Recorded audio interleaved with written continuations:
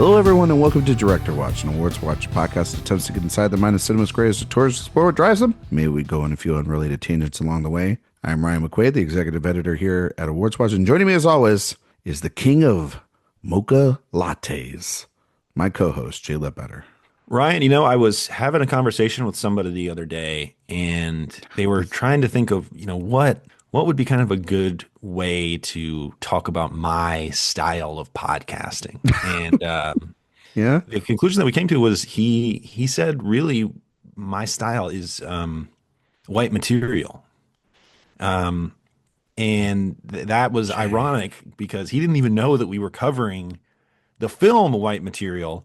So for him to say that sort of my podcasting is in and of itself white material, which many people are saying, was a great irony. So when you thought about this opening, did you think you were proud of yourself? This was a conversation I had the other day. Do you want to identify the person you had this conversation with? Benicio del Toro. Oh, there it is. Benicio. Let me guess, you were having this conversation over a few small beers? Yeah. It's the best performance. One of the best performances of the year. What is the best performance of the year so far? You know what I think it is? Oh, I know what you're going to say, and it might upset some people. Actually, I don't think that. No. What did you think I was? I think you were going to. I was about to say it. I think you were going to piss off Sophia and say Timothée Chalamet. That was temporarily what I was going to say, but my answer is Rose Byrne. Rose Byrne. That is, yeah. It's honestly one of the correct answers. I had legs. I'd kick you. I'd kick you. Yeah. That's how I've been saying. That's how I've been saying it for months. If I had legs, I'd kick you. You know what I like to call that movie? A nightmare for you. If I was naming a movie, wouldn't call it that. If I was trying to make money on a movie, wouldn't name it that. Is that the worst title of the year? Off the top of my head, for sure.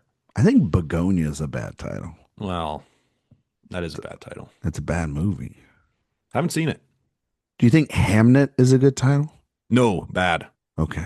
Also, not that good of a movie. No, here he goes. Which was surprising because I thought that movie would be kind of catnip for you. That one, I was just stunned that I wasn't connecting with it. Yeah, destroyed by that movie. What do you think of It Was Just an Accident as a title? I mean, you like the movie, right? Have you watched it? I do like that movie a lot. It's beautiful. It's a decent title. You know what I think is a bad title? F1. I think is a bad title. Yeah, that's a bad one. Jay, I can tell you this, that the original title for It Was Just an Accident was A Simple Accident.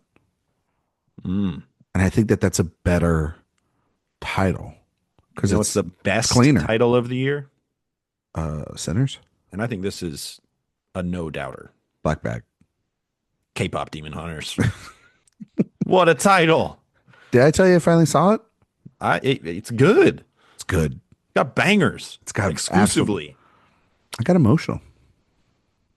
I didn't really connect on it it on an emotional level. You're not a female demon hunter / pop star? I don't have a lot of experience in that realm. Okay. Kind of, if anyone that I knew would have been adjacent to that, I thought it would be you, honestly. But the music rules. Life of Chuck, that's a bad title. More like Life of Yuck. Oh, snap. Yeah. That one's Utopia 2? They didn't put much thought into that They one. should have called it what you've been saying. It should have been called. Tutopia. It's right there. What is it? Now you see me, now you don't? I mean, right? Now you three? Title. Is it called Now You Three Me? Now You See Me, Now You Don't is an elite title. It is, but Now You Three Me. Now we're talking. Now You Three Me, Now You Throat. Oh, I knew you were gonna try to rhyme it at the end, and it doesn't work. Question: is One of Them Days a good title? One of them. I like that movie. Is that the Keke Palmer? Yeah, SZA. The SZA movie. I haven't seen it. It's fun. I need to watch it. It is fun. Yeah, I think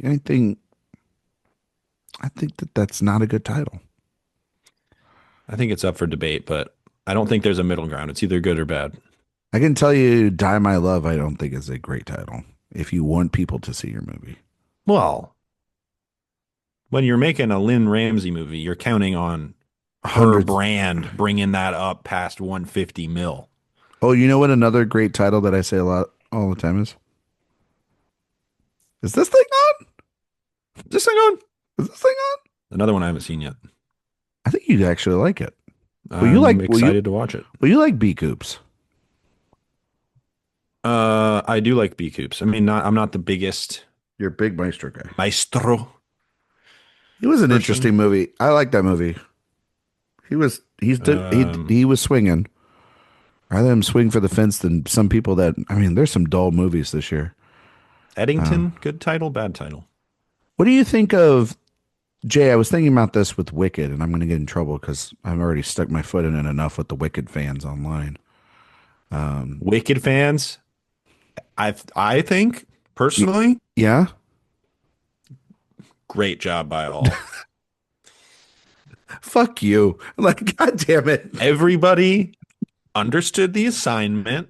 What, go after me and say disgusting, body shaming, homophobic, slay racist Ariana, things? slay. Okay, here he goes. Arrivo, unreal. Wait, what about Michelle Yeoh? Michelle Yeoh. There are no words. There are no words for that performance. Yeah. Unreal. No good words, right? No good Words. for good. Did you watch that with the wife? Oh yeah. And you both hated it? I just love the way it looks.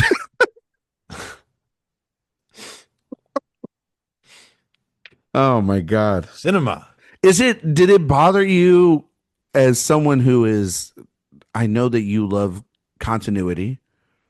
And I Oh, are know, you talking about the lore of Wizard of Oz? no, it's not that. Ah, I know that we can nitpick things and we love to nitpick things around here. we love it. But the idea of that the first Wicked is called Wicked Part 1 and that the second Is Wicked it? I thought it was just called Wicked. Nope. Because when you go and watch on the screen and you watch the title come up, it says Wicked Part 1. And because they didn't want to tell everybody On the screen. Okay. like on the title card when it says Okay, this Wicked. is what it says on Wikipedia. Wicked, parentheses, titled on screen as Wicked Part 1. Okay. So Interesting. when you watched For Good, it was Wicked for Good. Not Dune 2. Not Wicked Part 2 for Good. You know? They didn't pull a Dune. They didn't pull a Dune. So my question is that stupid? Not any stupider than anything else in that movie. It only makes sense from the visionary mind of John M. Chu. You know? Ryan, watch out. What? There's a knife in your background. They're coming for you. They're coming for me. Oh no. They're going to say more shit that I don't give a fuck about. They're so funny. Some of them look like trolls and some of them look like little bugs with the little eyes. It's funny. Wow. Yeah. I don't give a fuck. That movie's terrible. Jay hated it too. No. You hated it. I have the text. It was a one of a kind cinematic experience. The text message I got from you is just finished Wicked. Woof. That was bad. This is slander, I'll put it up. and I'll put it up. you'll be hearing from my lawyers. I'm sure. With AI, you can't trust anything these days. We're here to talk about White Material. Speaking of movies, right? White Material. We're here to talk about the latest film in our Claire Denis movie series. I'm excited to get back into it. We're in the thick of it. We're in the middle of it. What's the whitest movie of the year? Ooh, Jay Kelly. That is a white movie.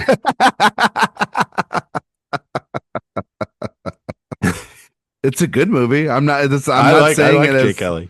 I mean, what else? What else? I mean, the Hamnet, def- pretty white. the default answer is always the Phoenician Scheme. It's always the Wes Anderson movie that came out. But starring Benicio. Is Hamnet the whitest movie of the year? Hamnet is very white. Hamnet's very white. Friendship is very white. Friendship is very white. I think Blue Moon's kind of the whitest movie of the year. Happy Gilmore 2, quite white. Train Dreams, Flight Risk. The Accountant 2, Yeah. yeah. Eternity. It's just one white woman picking over two white guys. Another Simple Favor. Very white film. Oh yeah. Wow. I forgot about that movie. That movie is profoundly white. Does have Henry Golding. Christie. Because nobody wants Is that the Sydney Sydney Sweeney Sweeney movie? movie? When's she coming on the pod? I don't know. We're not sponsoring jeans on this show. So I mean Life of Chuck's pretty white. Chuck is Splitsville. kind of white. Splitsville. Yeah, that's a white one. Did you see that? No. Okay. Don't. People say it's good. You keep telling me it's bad. You fucking hate it. I just know you. You don't have time for silliness like that. I know you. I mean, Train Dreams is pretty white. That's a pretty white movie. The Mastermind. It's a Kelly Reichardt movie.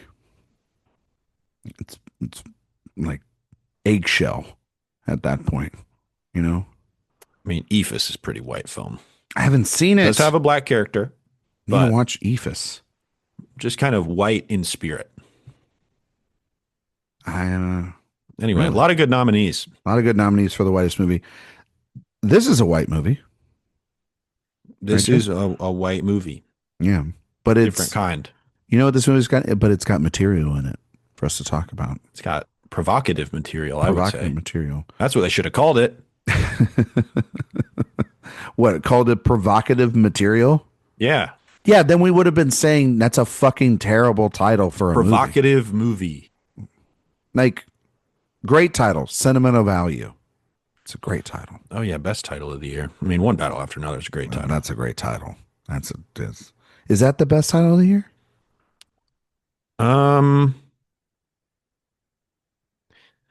I think Superman is a pretty good title. I think it kind of just lays it out. Materialist? I mean, One Battle After Another is a great title. I mean, the best title of the year is highest to lowest. I don't like that title. Well, no, I mean, Jay, do you want me to say the quiet part out loud? Sure.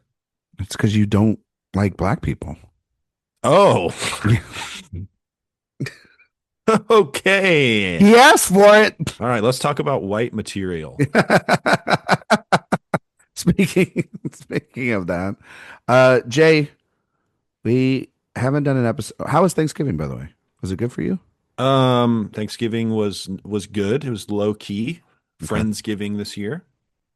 What did you Several kids running around. did you make turkey?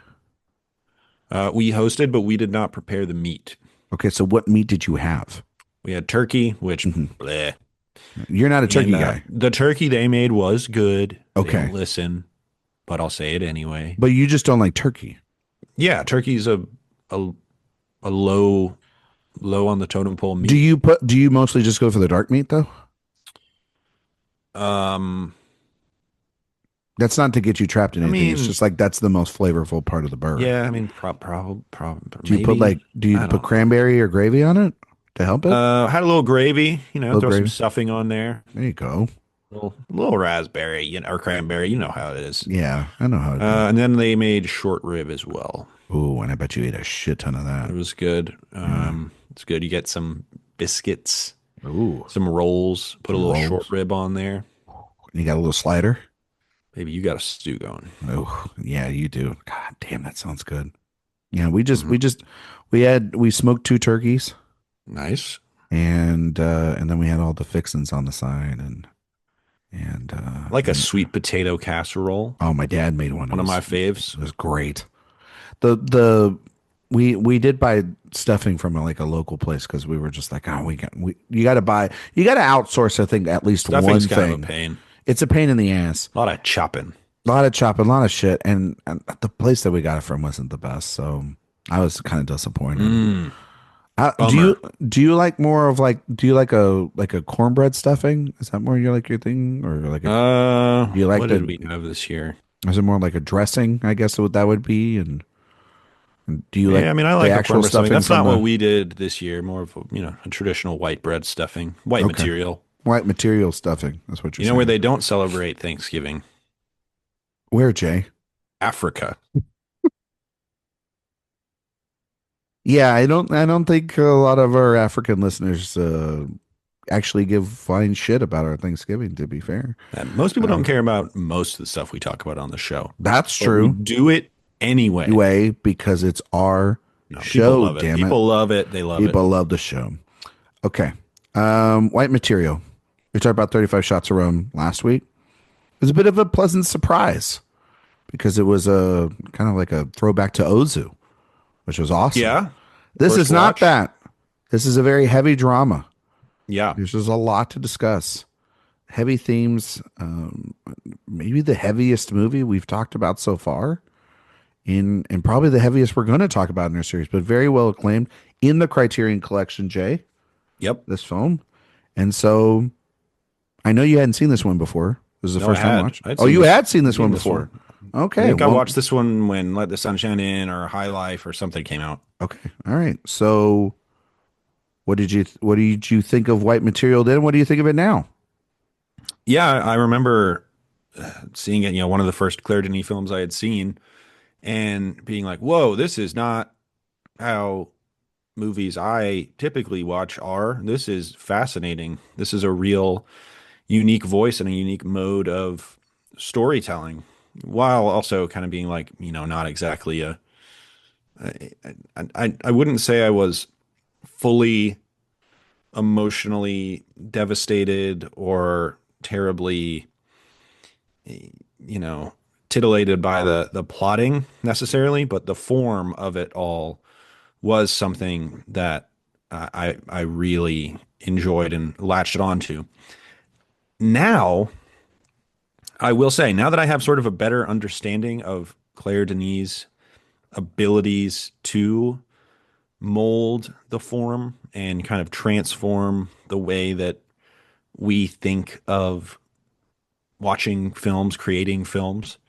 I think a little less of this one because I think there are other films that have the same sort of formal flourishes and impressive technique, but have much more weight to them emotionally and thematically.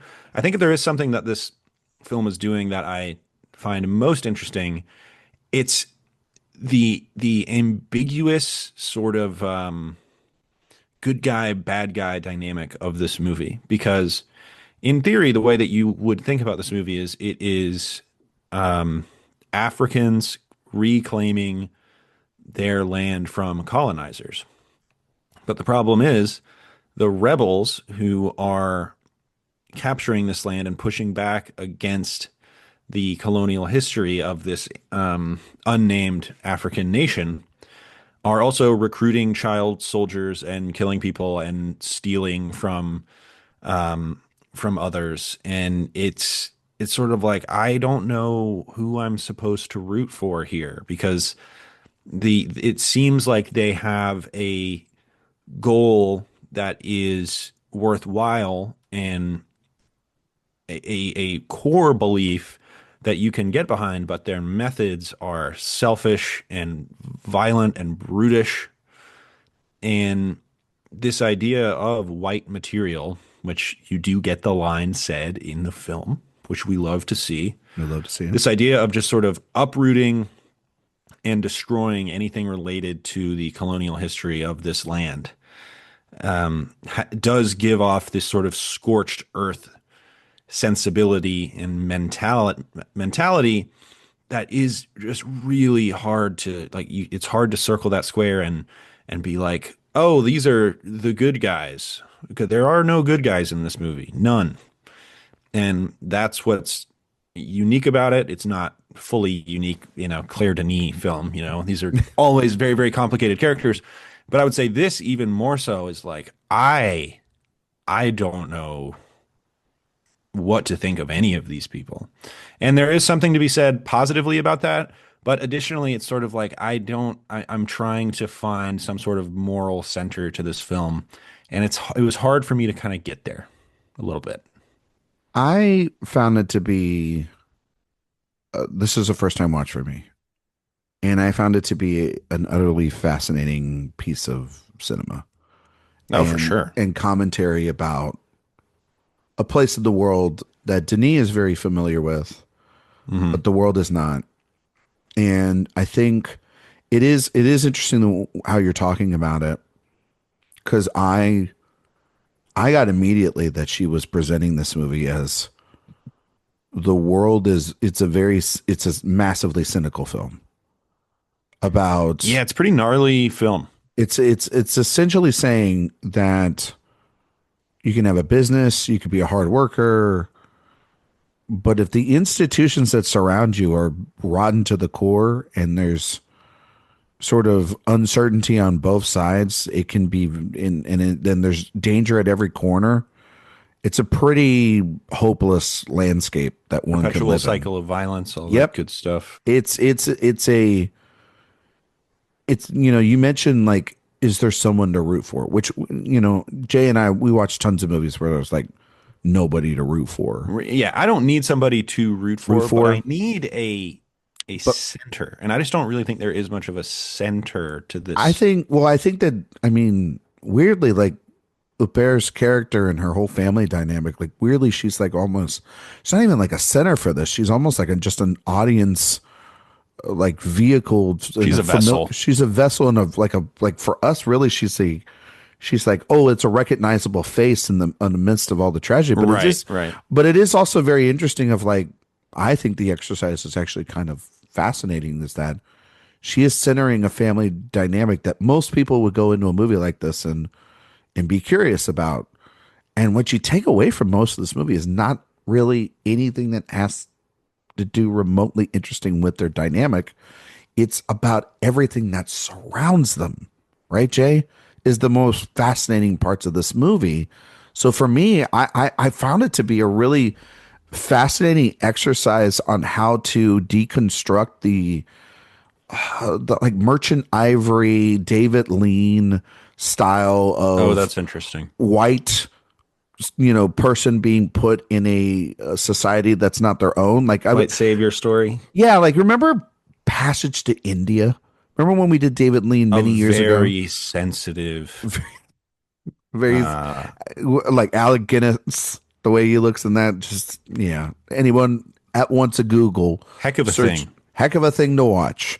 And you thought he looked bad in misrepresenting people in Lawrence of Arabia. Just wait till you watch A Passage to India with Now, Alec. still the worst one of his is Oliver Twist. Oh, is it with the big nose? Oh my gosh, he Ooh. looks like a propaganda cartoon. I don't know. He is so brown faced in A Passage to India. He looks like Ben Kingsley in Gandhi. Like He is. I mean, you're right. There's no denying. it's there's no denying it. Like when you see it, you're just you it makes you disgusted. And we don't talk about it enough. We don't talk about that enough as like Plays a character named Professor Narayan Godbole. and that's the man that trained Luke Skywalker.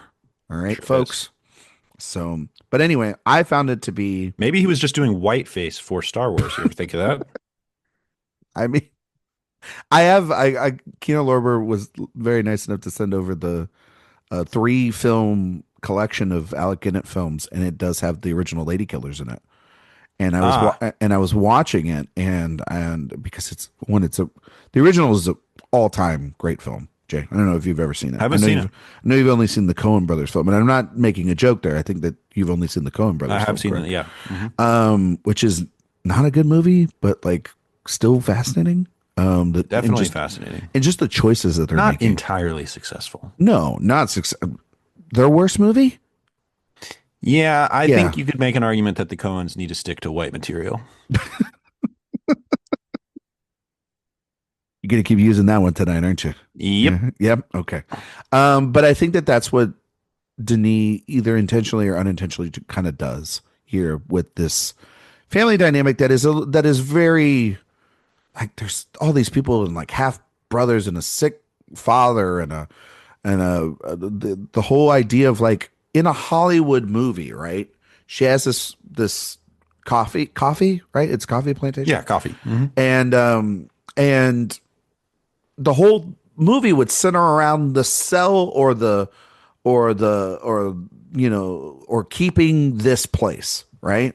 And there is that in this movie for sure, but it's not pronounced, it's not loud, it's not Hollywoodized For a because film with events this kind of important and dramatic, it's not a particularly dramatic film. no, it's pretty quiet Hmm. because the loud sections of this are the unrest and the danger and violence in the unknown country here in Africa that's being represented.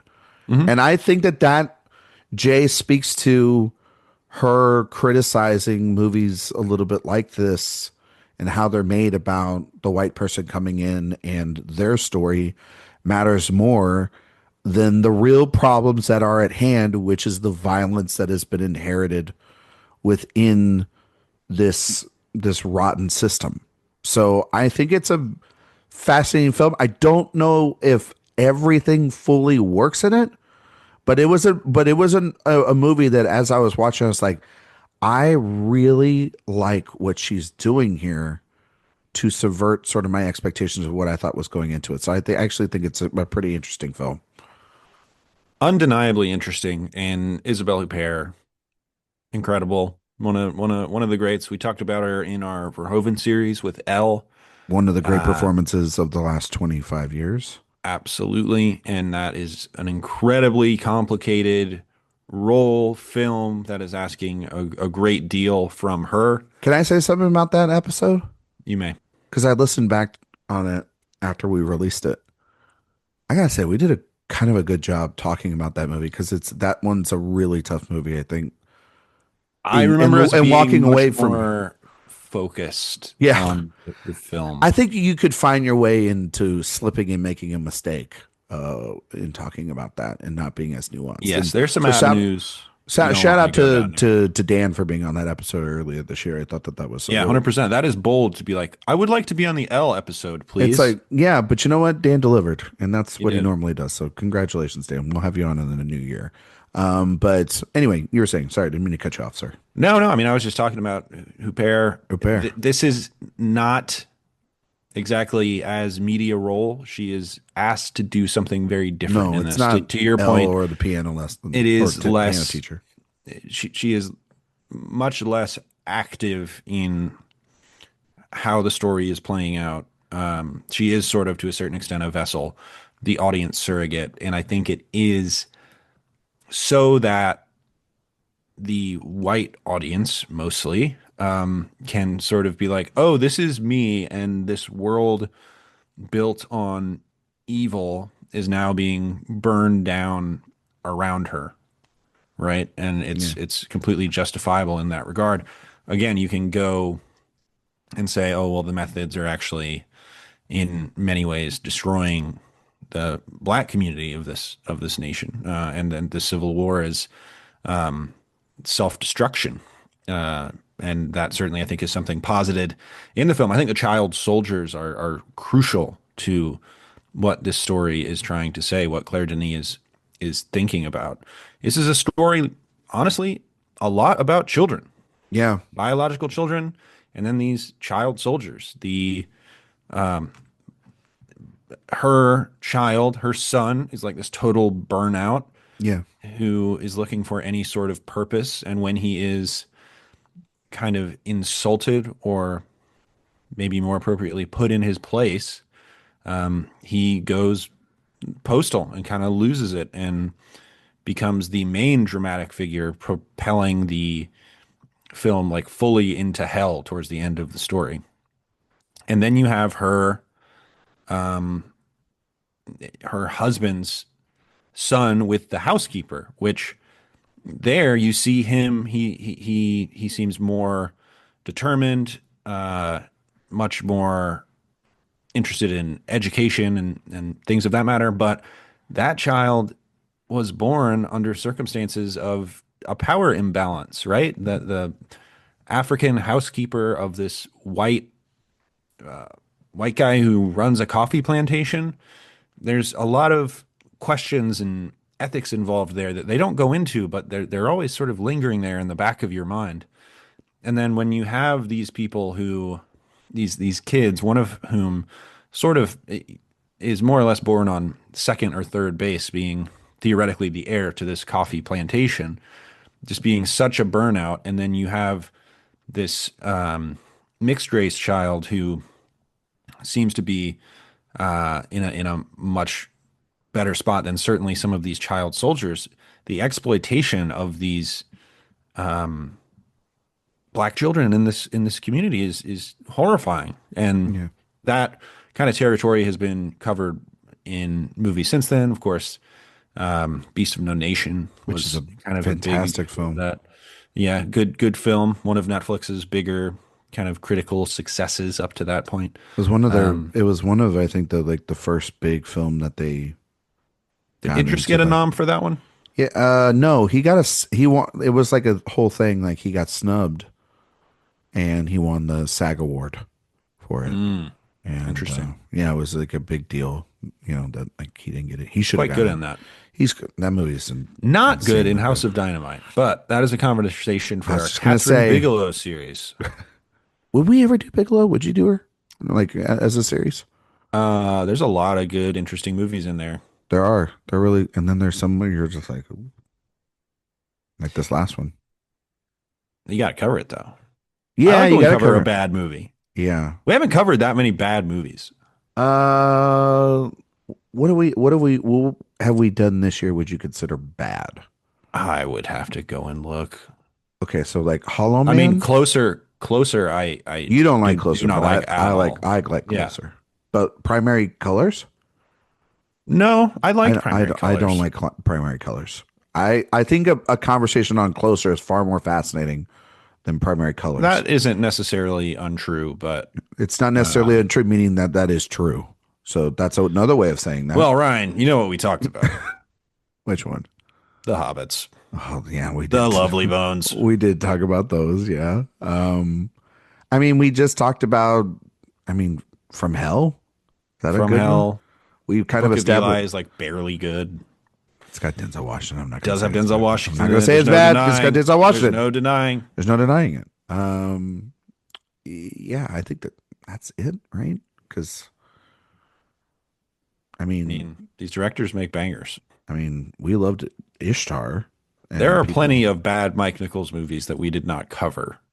Yeah, no, there's plenty of bad Mike Nichols movies. We talked about them, but were they Charlie episodes on Wilson's the War, show? I don't think is very good. The Frighteners. I like The Frighteners. Frighteners is what it is. Oh wait, no. Um, I'm sorry. I was thinking of Brain Dead. Brain Dead. Yeah, that's good. Frighteners, yeah, I don't really care for. What's the best film we've covered this year? So what we're saying is most of the bad movies we covered were Peter Jackson movies, I guess.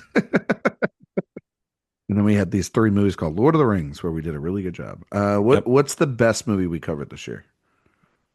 Oh boy, what a question. So here are Uh, some of the candidates. I think I you think I can say. have my answer. So like, Who's Afraid of Virginia Woolf and the Graduate, Hmm. Working Girl, and Birdcage would be the top for there. Oh, right? actually, I do. I know my answer. And then there's A New Leaf, Heartbreak Kid, Lord of the Rings movies, and then Verhoeven. I mean, take your pick. And My favorite pro is Troopers. Troopers from Mhm. him. I mean, you could just go Lord of the Rings. Can I say this? I think the movie that I love talking about, and it was with you and me and Ben. Black Book was an insanely great film to talk about. That movie Absolutely. rocks. So glad I watched that movie. But the My- but the answer is Tokyo Story. that was going to be my That's answer. that's the answer. Tokyo Story. Honestly, Beau Travail might be number 2. Both Travail's right up there. Well, I don't know. The Graduate. The first one that came to mind for me I thought about Heartbreak Kid though. was The Heartbreak Kid. Yeah, that was the one that I That's- was like, That if you ask me what movie do you want to watch right now on this list, it would be The Heartbreak Kid. I would like to watch it in HD though. No, It's not possible. not allowed. Not. God, I would just like to watch the scene at the restaurant with the pie on the loop. It's one of the greatest scenes ever. No movie this year has been as good as some of the movies we've talked about. And that's including One Battle After Another. Like, I love One Battle. Yeah, if you say where does one battle after another rank on the list of movies we covered this year, it's like 20th. Yeah, but that's still a great movie because we did technically cover it.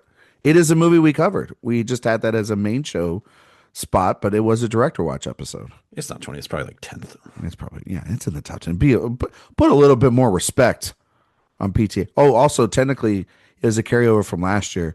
But we did do The Intern with Emma Sasek, so The Intern is like actually number one. We did actually, yeah, that's the best one. Yeah, that's the best one. So, but no, I agree. Going back to what you're saying about this movie being through like the lens of children, I find that very fascinating because a lot of directors, they will use children as a lens for speaking about the time, speaking about optimism, right? Speaking about Sure. generational aspirations and what is the society giving children, Jay, for them to be able Not to a lot. carry on. Guns mostly. And that's the thing here, is I think she's saying is like her boys are lucky and get to be lazy, but the norm here is not go to school and have this and have that. The norm here is violence. They're born with it, instilled in them. And it's a devastating thing. I mean, like, my God, the rebel children essentially being by this militant group from the government getting killed by the end of this movie, and the burning of her child in the what is it, in the barn. Mm-hmm. It shows you just like there is no. I think the message for me was just like there is no future here. You can fight for it all you want, but your future is gone.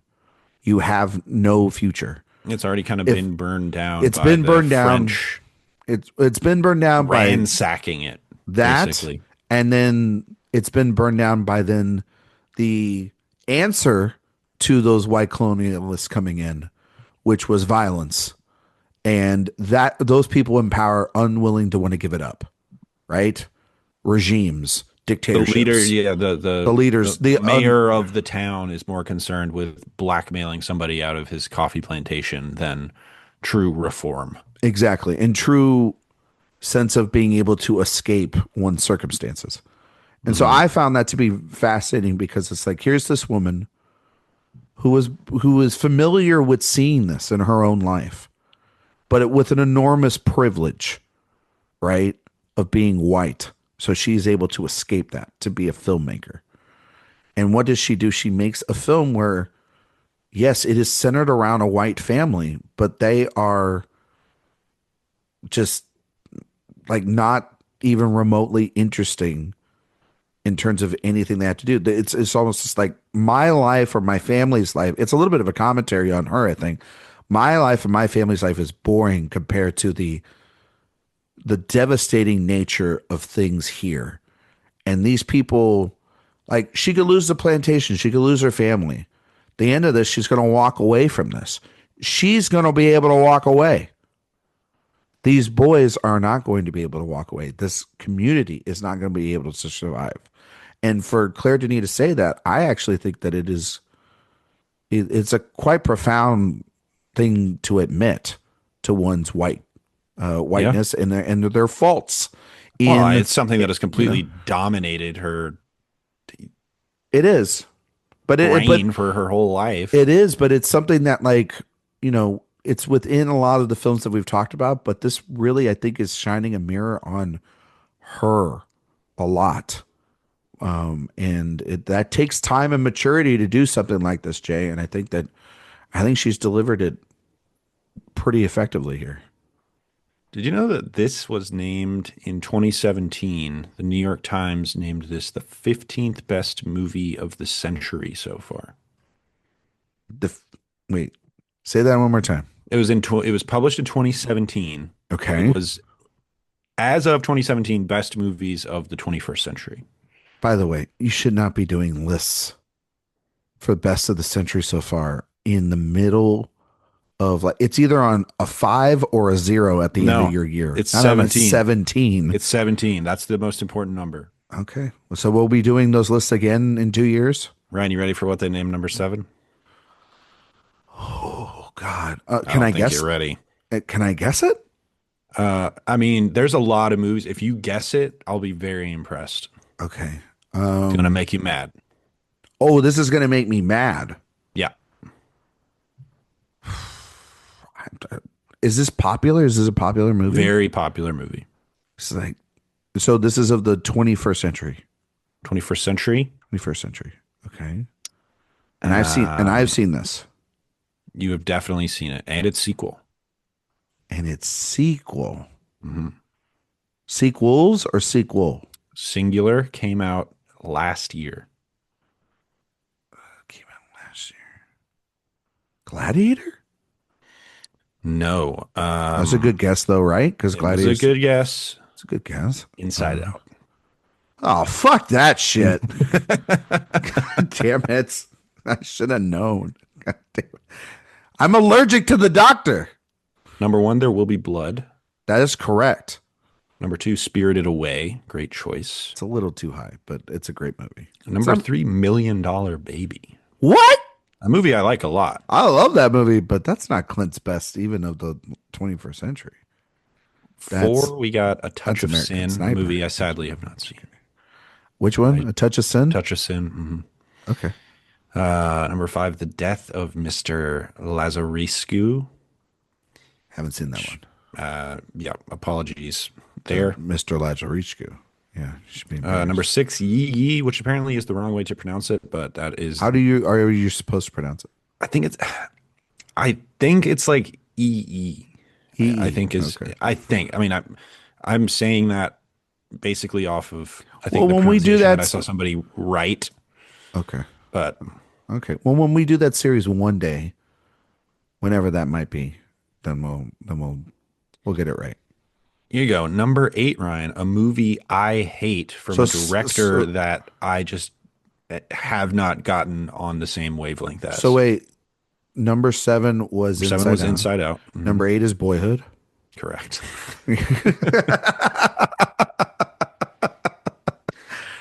I know you hate that movie, and I know you are allergic to Richard Linklater. Not allergic, but You are agnostic to Richard yeah, Linklater. that's pretty close. I think Richard Linklater is actually one of our most underrated directors that we have. So does Quentin Tarantino. Yeah, but he also hates And Paul his Dano. opinions are sterling. Okay. I got to say, All right, here we go. I knew we were going to get here at some point. this.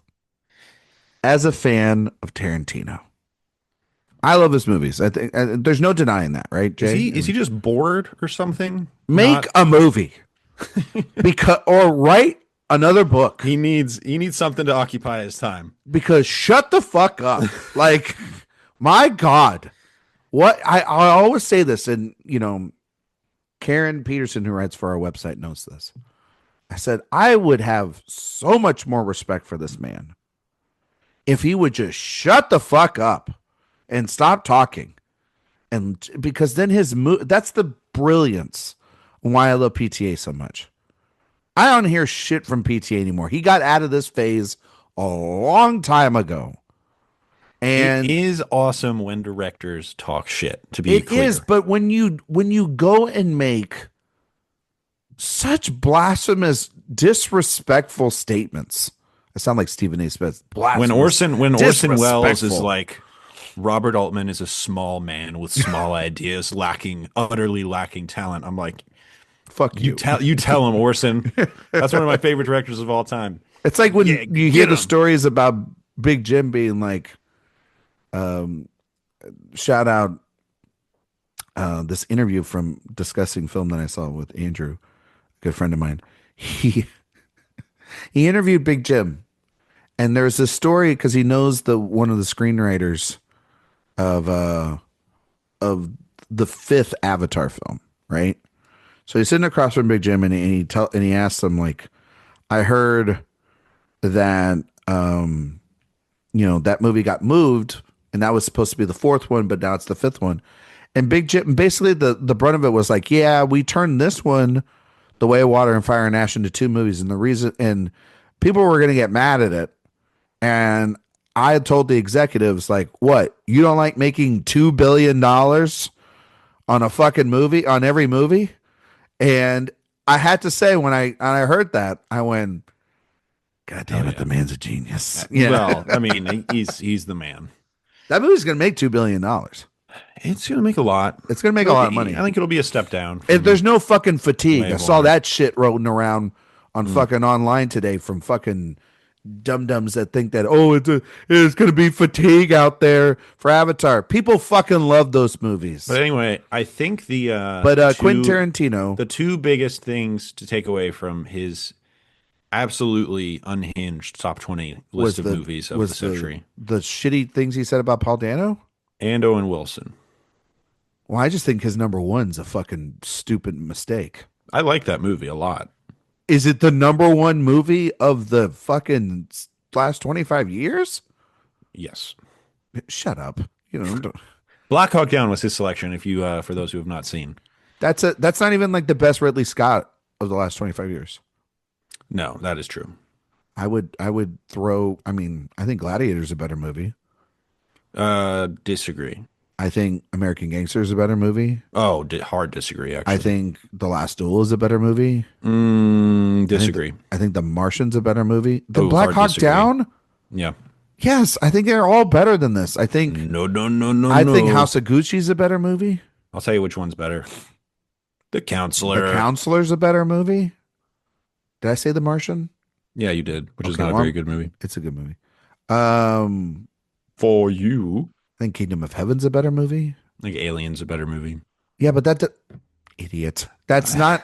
I think Blade Runner's better. Yeah, I think Thelma and Louise is pretty good. Let's see. You know what? Actually, I might just be taking that back. That might be his best movie, except for The Counselor. No, it's not. But it's not better than all the other movies. I was just shocked he didn't just Black go Hawk Down. I'm gonna say it. Say it. Go ahead. Top, like Fifth? 6 Ridley. You're delusional. Okay. That movie's boring. The order is this: 1, a good year; 2, Exodus, Gods and Hannibal. Kings. Guy's made a lot of shit. He's made a lot of bad movies. Did you ever watch Napoleon? No, God damn you. I've watched every other Ridley Scott movie, every single one. And you did not like Gladiator 2, Nope. but you love Denzel. Love Denzel. Yeah, because he's great. Yeah. It's a reason to watch it. Anyway, let me finish. Let me Can finish I this ask you? list. Can I to ask you one 15 thing? Oh, okay. for white material. I was gonna ask you a quick, just side question. If it's not about the movie, yeah, you can ask it. Okay, cool. As long as it's not about the movie. It's not about the movie. Okay. Have you officially sold stock completely, even just as an actor, on Paul Mescal? Because it seems like you don't like the things that he's in. Oh boy, this And is a tough one. I think I- he is absolutely abysmal in Gladiator 2. Okay, yeah, but I'm not asking because you didn't like Hamnet, and I feel like it's probably a little bit because of him in that movie too. And you do this to yourself sometimes a little bit, where like you go on a run where like you were like this with Chalamet a little bit, and then they made a movie that you love, and then turned you around on him. So No, well, here's kind of my thing with Mescal. yeah, I don't really like any Paul Mescal movies, well, you but know, I like think he's good in The like movies. After Sun. I thought was good. not that good. Okay, I think he's great in it. okay. All of Us Strangers, a movie I liked less than a lot of people. That's I 'cause think you- he's great in it. Again, you don't like gay people. That's it. Andrew Scott is so good in that movie. He's very good in that movie. It's a very good movie. I like Andrew Scott a lot. Yeah, I think he's great. I think Yeah. man, Like, Jamie Bell's very good. That movie is a very good movie. I'm just trying to get you in trouble with Eric right now because I know he like. Okay, got it. Yeah, so He's so bad in Gladiator too. Oh my god. I disagree with you on this. I think he's good. I don't think he's great. There's a non-zero chance Eric could weasel his way into getting him on the pod. So I'm gonna say he's great in everything. But was he the problem that you had with Hamnet, or was it just you weren't able to connect emotionally with it? That it was Yeah, that. yeah, yeah. Did you feel like you were being manipulated, or did you feel like, or you just didn't connect with it? It wasn't about manipulation because some people have felt I that. think it was it was probably a little bit of both. Okay. The swells of emotion are so loud Mm. that it was distancing to me. What do you think about I her will winning say the that. Oscar? It is a performance tailor-made to win an Oscar. Hmm. It wouldn't even make my 6 top 10. for actresses. Yeah. Okay. Did you watch Time I Love yet? No. Okay. I'm just curious. But she's not your mom of the year, is what you're saying. That's Rose Byrne. Rose Byrne, Mom of the Year. Big year for mommies. Big year for moms. That's what I'm just saying. So, Yep. For a horror movie but you're not a big moms. Chloe Zhao person, though. No, I wouldn't say so. So it's not surprising that you didn't connect with I it. still like the horse movie the most. What's the horse movie called, Jay? Let's use real The titles today, horse please. movie is called It's called The Rider. The Rider.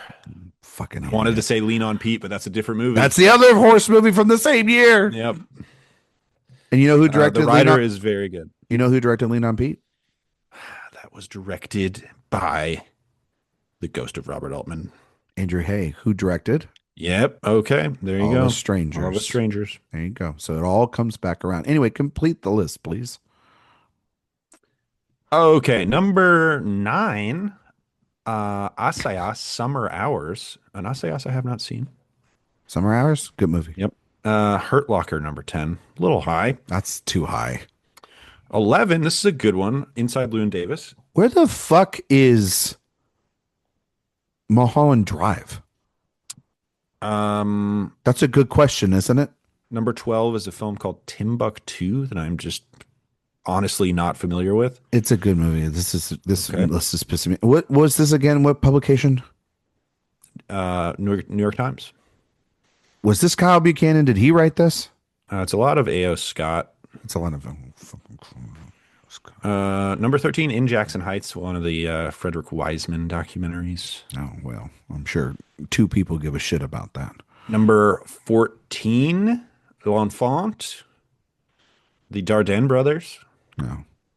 5 people give a shit about that. And number 15, White Material. There Let's you go. just keep going. Ooh, 16, Munich Inspired. There we go. Let's see what else we got. What's down the here. best Spielberg of the 21st century?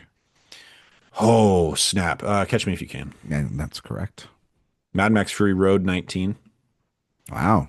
Okay. Moonlight, 20. Wendy and Lucy, 21. That's fun. That's fun. I'm Not There, 22, covered on the pod. Love that movie. Wow.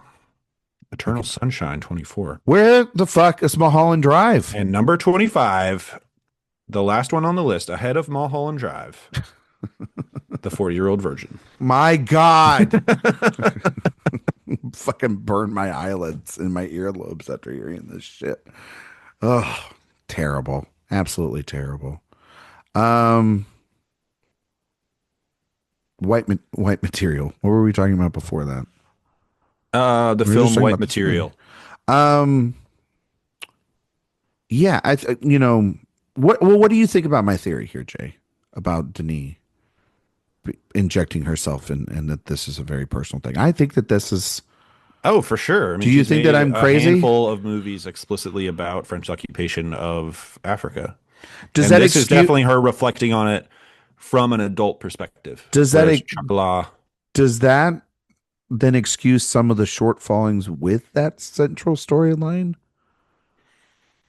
If it is supposed to be more abstract and forgotten about, even though it's in the forefront of the audience's view, like the Yeah, I mean, drama it's that unfolds here. definitely it does kind of paint with this kind of impressionistic brush where it's less about telling the audience how Maria is feeling and more about making the audience themselves react to the environment of the film. And I think part of that is kind of Claire Denis sorting through her own thoughts on the matter. Chocolat is explicitly sort of a based on her experiences. This film, I think, is more broad and abstract and fictionalized. They don't even define the country. It's all about the empty spaces and the audience filling them. And that's where the power comes from. Yeah. No, for sure. And I think that because I don't care necessarily about the comic, because like I mean, there's the whole thing with like the. Do we gonna even get fully explained why she kills the father-in-law or in the end of that? And Well, just because her son died, I guess, and it's like just kill the bloodline in a way, or leave it, or get the guy out of his there's misery. always a sense of resentment towards him Yeah, throughout the course of the film. like that you put me here, Perhaps, yeah, maybe she's or that kind of you're, thinking we wouldn't have been here in the first place if it wasn't for you, right? but also And too then that the sins of the past have led to the death of the people that she loves the most. A little bit, like his sense of maybe I who mean, these men I do think are because I'm responsible because of this man. Also, there is a it sense is of a that he's. deflection. I mean, there also is a sense of also too like this man is ailing and dying, and Yeah, you're he's dying. Yeah. so put him out of his misery. I don't think that But there's the intention of that. She thinks he killed him or that something. moment is played very low key as well. There's not like loud music or anything. It's sort No, of and there's not a monologue between the two of them of like, "This is your fault." no, she just reacts. She just And does it. that's where her brain takes her.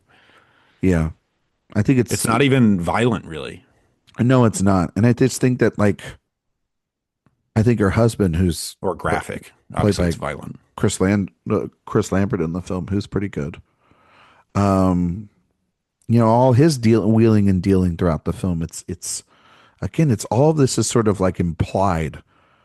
It's not dramatized here, Not a which very graphic movie at all. no, and I found that to be very interesting, Yeah. just because that And she's such a same with Beau Travail. she's such a Yeah. visualist, Hmm. and yet I Hmm. think with this film in particular, you're having to piece together the story through impressions and what's not being shown more than what is being shown. For sure.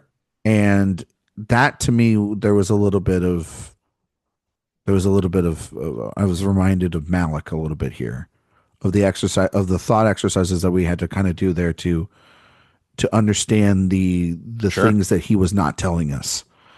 Specifically a lot when it came to the more contemporary films, and Yeah. finding things there. Sure. So I But would not, it's not even understanding, it's just interpreting. yeah, it's just I don't trying. think if you said this is what I thought of that, Claire Denis would probably just be like, "Oh, that's interesting."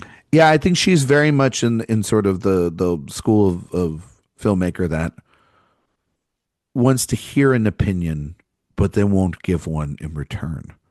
You know what I Right. mean? Like she will hear your take. I don't think there necessarily is some definitive. It was very funny. This was the So purpose of me doing this. It's kind of like this is how I felt at the time, so I did it. Barry I don't really want to Jenkins. psychoanalyze myself. So Barry Jenkins interviewed her recently at the New York Film Festival, right? He loves her. And he loves her. They're very good close friends.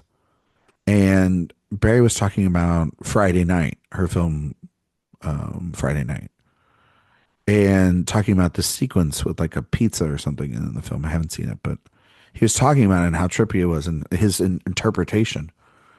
And she just kind of sat there and she just kind of listened to him. And I think her response was kind of just like a chuckle and just like, that's something, you know what I mean? Or like, Rad. That was good for definitely you. on the Beau Travail special feature. There's some of that as well, where Claire Denis is just like, Yeah. oh, Just okay. like, you're not going to get an in-depth conversation here. You're going to Yeah. get it's a little bit of like, Eraserhead's my most personal film. Well, why is that? Nope, not telling you. You know, Yeah, it's a the little bit of that. interview. I remember the interview with Denis and Beijing. It's on that Botravai disc. There's a lot of information. She will talk for hours about the production of the movie, Yes. but she does not love to go into in-depth interpretations of theme. No, she's very much like she's a little bit also like Mike Lee. Mike Lee really doesn't leave it, like he is very much about working with the actors, right? Which you've watched. Have you seen a lot of Mike Lee films? No, that would actually be a fun series for us to do. I I've think seen a handful, but I think certainly not Mike Lee is someone fully we fluent. definitely have to do very one day. But listeners, we already have 2026 locked in because we're in Hey, that do Now month. You So See Me? I'm gonna smack you next time I see you. But no, I listened to him in the Q&A last year for Hard Truth, and he talked about like they come to the workshops, they do workshop everything, and they don't have a script, but they have an idea, and they workshop through it all, and then he's writing or he's got someone taking notes, and through those workshops, they come up with the script and they come up with the scenes and they come up with the scenarios, and then they make the movie. You know, Just like Curb Your Enthusiasm. it's a little bit like that. But it's so fascinating because he's been doing this for so long, right? It's very theater and Well, so is company. Larry David. Yes, he has. Well, okay, they had more scripts on Seinfeld than they did What's the on. deal? What's the deal? Is Seinfeld like just completely canceled? By the way, like you can't really like He because he's so definitely pro. won't shut up about Israel. Yeah, That is for sure. so probably probably so. Anyway, which is I fine mean, I think because he's still like selling out theaters and yeah, stuff. because we live in that You kind of a gotta, you society. gotta Uh, hear about that airline food. that What it would is be the deal? That would be honestly one of the most like uninteresting events I would ever have to go to in We should general. do a Jerry Seinfeld series. And just do B movie. He didn't direct B movie, my friend. Who directed B movie? I'll look it I up. ain't gonna fucking answer. Anyway, um, He directed Unfrosted. oh, that's right. Shit, one of the worst movies ever. But no, just to back to the point as you're searching that because I know you're gonna fucking interrupt me at any second when I coming out B with it. movie was directed by Simon J. Smith There you go. and a gentleman by the name of Steve Hickner, Okay, thank who you. also directed The Prince of Egypt. Oh, um, okay, all right. You putting that on at Easter this year? Oh, the other guy directed Penguins of Madagascar. Wow. Okay. And Mhm. then they all decided to do beat movie. Written, of course, by Jerry Seinfeld. Yes, of course. Because what if a woman and a bee fell in love? Um, would they get? Tagline for said film: Yeah. Honey just got funny. Oh, just I hate you so much right now. I really do. No, it's that. Came out on my wife's birthday. It's that. That's the kind of. I don't even know what my fucking thought was anymore. You've just got me on set. This is the first time in a long time down a rabbit hole. I've lost my train of thought. But You know how much anyway, money B movie made? what?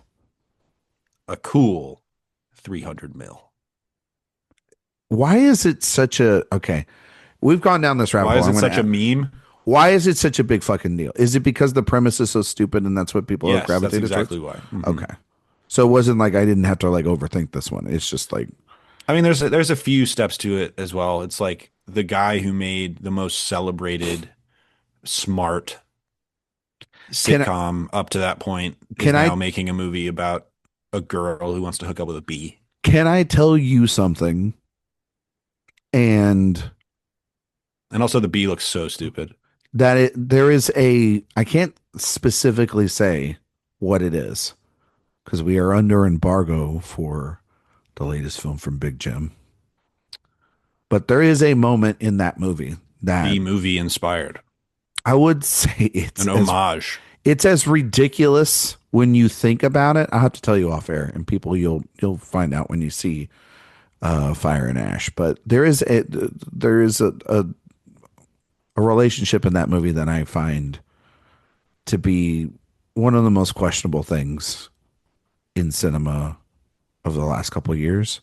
It will be fascinating if people talk about it at all. What's the human kid's name? Spider. It's Spider and Pyacon. You're not wrong in saying Spider is involved. It had to be. Yeah. I knew it was going to be human. Can you get hair like Spider? Dreads. I could probably. I think there's a chance I could pull off dreads. I got to be honest. I'm going to be honest with you. There's no fucking way you can do that. All right, we'll see. 2026, when my hair grows out that far. End of 2026. What's crazy about it is like that kid was like, I don't know, like what, 14, 15 years old when he's making those movies? Now he's like a grown man. And now he's like a grown man. But that kid had like fucking abs. He looked He ripped. was jacked. Yeah. He's fucking jacked. Now he just looked like a dope. They had him on whatever Hugh Jackman's on. They had him on the Song Sung Blue diet? Yeah, they had him on the adamantium. On the adamantium stuff. Yeah, well, hey, you got to do what you got to do for Big Jim, right? But anyway. Adamantium did that. Oh my God. I want to talk about this fucking movie. Shut up. All right, this is my last thing. Okay. Are you going to ask if adamantium now gets canceled out because of vibranium? No, I was going to ask, is adamantium called adamantium because of Adam Ant? Be gone with you tonight. Be gone I'm with you not. tonight. I'm not kidding. Where does the name adamantium come from? I don't know. I'm looking it up. I wanted you just. I knew you're gonna fucking Talk look about it the up. movie. Talk about the movie. No, I don't want to talk about this movie anymore with you. You've been absolutely ridiculous tonight. Adamantium is named after Adam Ant. I ought to beat you up for saying this shit. How does your wife do this? How does she live with you? I meant to tell you this. We're getting divorced. Honestly, good for her at that point. She can live her life away from these jokes. Did you find out why it's called that? That actually truly was not a joke. Okay. Do you even know who Adamant is? I know he's a character. He's there's that. And then Adamant is also like a musician. Yeah, he's that musician. He's a singer as well. I want you to look up Adamant the singer right now and think about that's who the first this guy, Adam Ant, the strong ant. What are you talking about? It was a cartoon. No, they're not even connected in the same fucking universe. No, I know, but I'm wondering if it was just like a cultural. Nobody fucking just like sat around and was like, oh, landmark. I love Adamant. Let's call him Adamantium. You fucking all right, moron. I believe I have seen it here. Okay. All right. The word is a pseudo-Latin pronunciation based on the English noun and adjective adamant. Okay. Added to the Neo-Latin suffix ium. All right. So it's adamantium. Adam. But they pronounce it adamantium. Okay. All right. Oh, hold on. I'm seeing here in an interview on his deathbed, Stan Lee admitted that it was named after the cartoon character Adam Ant. Holy shit. Glad you got that on Puck News, idiot. What else do you want to say about White Material tonight? More. Clearly not a lot. Clearly you are. I really like this movie. Not talking about this thing.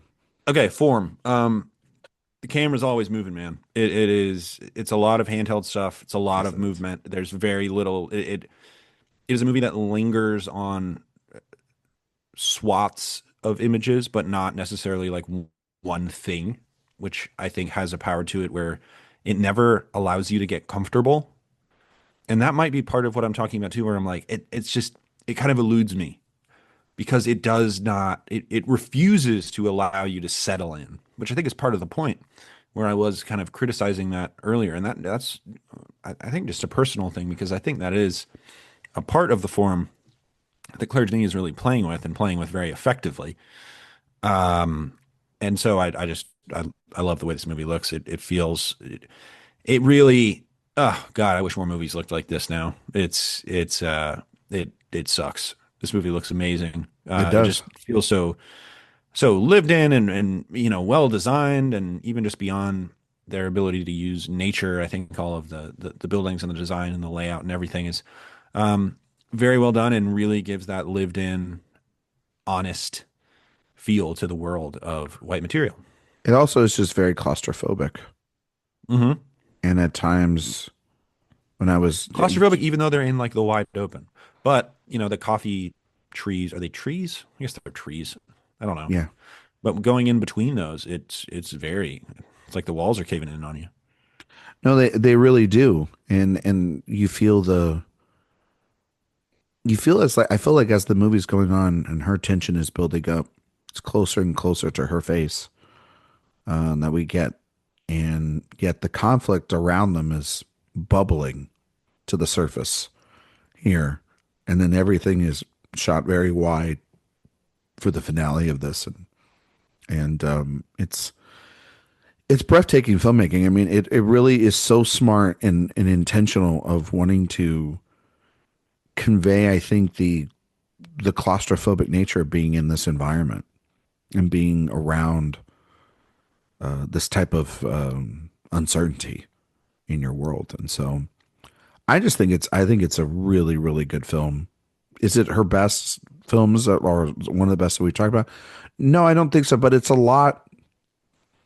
It seems very personal, and it also seems just very, very close to her heart, because of the subject matter, because of her upbringing, because of the idea of like Jay. And I know we have made a ton of jokes tonight, but there is this, to me, as I was watching it again, I go back to this thought that I had earlier.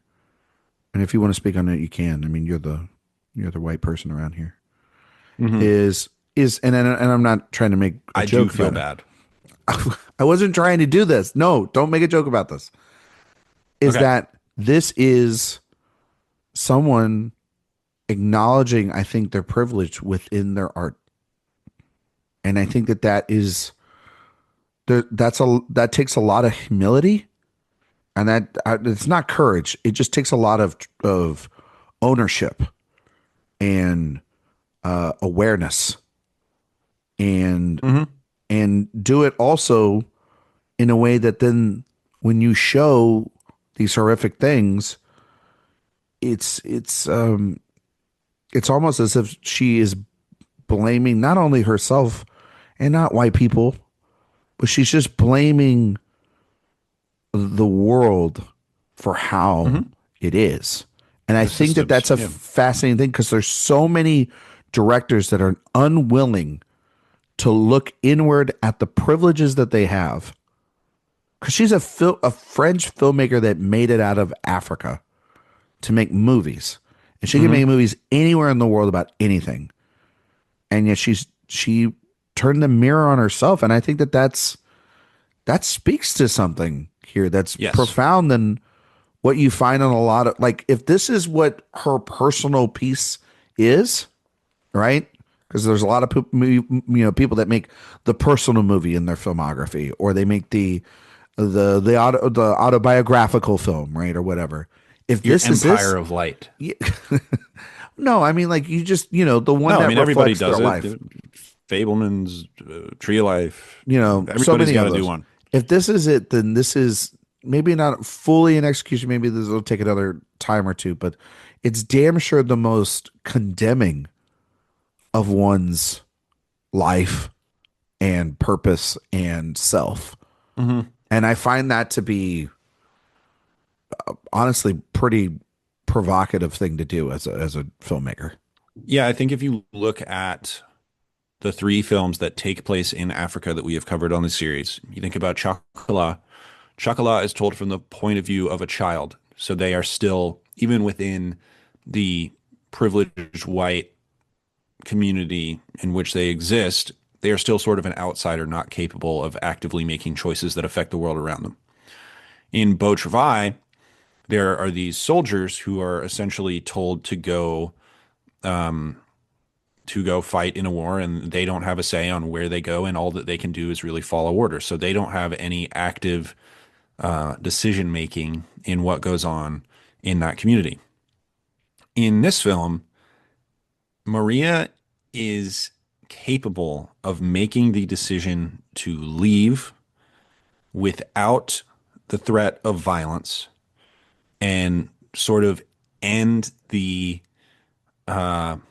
cycle, at least as it pertains to this coffee plantation. She is, to a certain extent, a genuinely stubborn person. She is sort of blind to the evils that have brought the situation to a head in this way.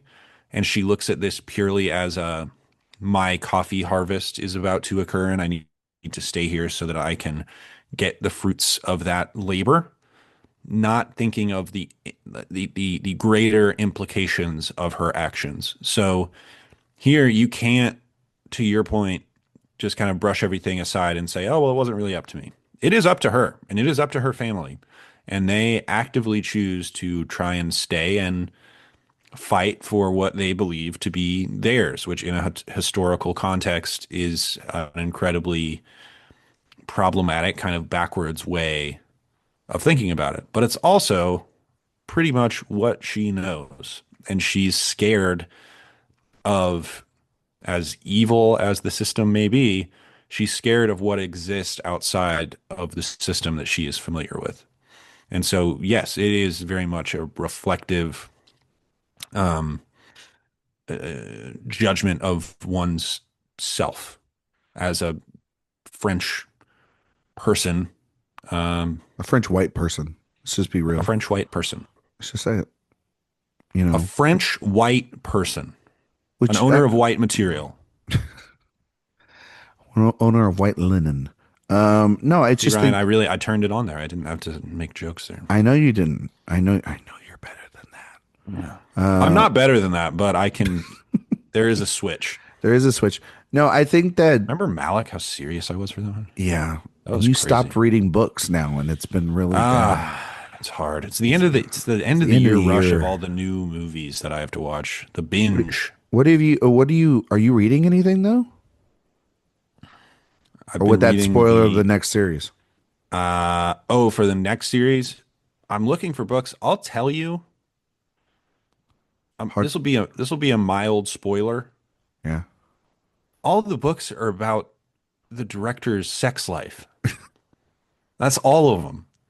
So just wink, wink at listeners out there. Yeah. What of who that might be? There's a lot of them. Ron Howard.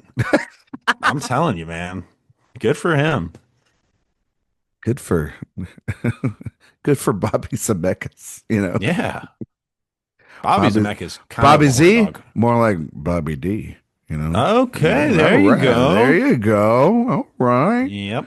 Hmm. No, but I agree with EJ. I think that it's to get serious again. Seriously, it is a very profound statement. This movie, and I think that and you know what? Shout out to Isabelle Huppert because I think she does give a very subtle performance. I think it's very good, but she's not required to carry this movie. The idea that I think Claire Denis has carried through the through line here is actually, to me, the thing that makes this movie very unique and very different. So, very fascinating movie. So excited we got to talk about it for the most part today. Agreed. And yeah, I mean, there should, I kind of think this movie should be a lesson to those other filmmakers not to have to always bend the knee for their privilege, but the idea of being able to acknowledge that in such a profound way and do that in a very earnest and honest way. It is not asking for your applause at all. No, Like you're, oh it's if wow, anything, what a it's not contrite asking for it. It's saying that white person. this is. I know that this exists. It's acknowledgement It's acknowledgement, and it's also just like and it's fact. sadness. I mean, it sucks. Yeah, it sucks. It's This like, movie's a bummer. and she's not asking for an answer to it either. And she's not painting the characters in that black and white way like I was but you know what I'm saying. Yes, like as the film The would good have. and the good and Yes. evil of this movie is very blurry. No, And so that's why it's not, it's not doing Remember the Titans, no, it's you know. no, it's not. It's And not look, I doing. love Remember the Titans. Who does it? Well, Denzel Washington again. Like, and it's just he's the. Denzel should have played the Huppert role. I think that's I a different movie. I would. You know what I was thinking about the other day because I was watching, The Big Picture with our former guest Sean Fennessy, and they had Tracy Letts on. Past and future guest. Okay. Past and future guest. Yeah, Sean will be back in 2026. When? Where? That's for Ron him. Howard. That's for him to answer and us to figure out. Beautiful We'll mind have up. we'll have him back on. But they had Tracy Letts on because they were doing a Robert Redford Hall of Fame that they do over there. And I was thinking about the movie Yeah. All Is Lost. Have you seen All Is Lost? You know what? I think I've seen like half of it. Are you being? Is there a joke that's coming with this? No, I think that's Okay. actually true. Okay. I need to finish it. But like that movie is like just carried by, one Chandler's direction, but a very minimal, barely any dialogue by Redford, right? And I thought about Old Red. old Redford. I thought about like who could pull that off and make you care. Yeah, there are not. And I many, thought, and I the like first one of one. and the first actors person like I that. thought of was like Denzel, because I think Denzel can just do so much without saying a lot. Redford, Denzel. That's a tier. Hanks could do it. He did it with Castaway in a way, I guess. Kind of did it with my favorite film, Finch. Finch. Okay. Like I love Leo. I don't think Leo could do it. Leo likes to talk. Yeah. Pitt could do it. Pitt could probably do it. You know He's who could gotten do there. it? Bale could do it because Pitt and Bale can do it because they've worked in Bale Bale. can kind of do anything because he's Bale- a psychopath. Do we underrate him? Well, he hasn't made a good movie in like a decade, so Yeah, but he's so good when he's Yeah. doing things. I want to see him in like some. I want him to work with some people, but I also think he's like, well, he loves Scott Cooper. yeah. I'm surprised he wasn't fucking Bruce Springsteen for God's sakes. That's Shit. who he'll work with now, Scott Cooper. You didn't watch that, did you? No, I'm going to, but I haven't yet. Okay. All right. That's White Material. White Material, a movie I like more now than I did at the beginning, which happens very regularly. Popping that bad boy up to 4 stars. Is that on because the you- old LB? Is that because you talked to me? It's because you definitely sparked some ideas in the old noggin that weren't there at the beginning of this conversation, like the adamant thing. Mostly, that was what kind of turned me. That around was on really it. what put it over Yeah. the edge, right? Mm-hmm. Jay, Yes, you doing all right? I'm doing great, man. I learned about the origins of adamantium. When are you? By the way, when are you going to accept your whiteness? Oh, that's a bonus episode. Okay, cool. We're gonna create a Patreon just for that. It's gonna be a commentary of Hamilton. Has that just like? By the way, has that like aged out of the consciousness? It's a very embarrassing thing, I think. Actually, You think it's embarrassing? yeah, Hamilton. The way that the white people embraced Hamilton and patted themselves on the back was pretty embarrassing. But like Good for us for liking Hamilton. the entity, That was the Hamilton energy. but like the entity itself is not bad. Not a theater rap guy, Yeah, but it's not bad. yeah. Lin-Manuel Miranda being the lead is That's the one problem. of its biggest problems. Jay, is Hamilton better than Wicked? Oh, the stage musical. All of it. Well, Everything. there's no Hamilton movie yet. Yet. Who should direct the Hamilton movie? The Hamilton movie, Melly Mel. You think He was Jay? the Patriot. Okay, well, that's true. That's fair. All right. Thank I was thinking Giamatti because he was uh John Adams. that's So true. get him to be the director of that because he's already known all that. What about David Lean? I think he has a real handle on race.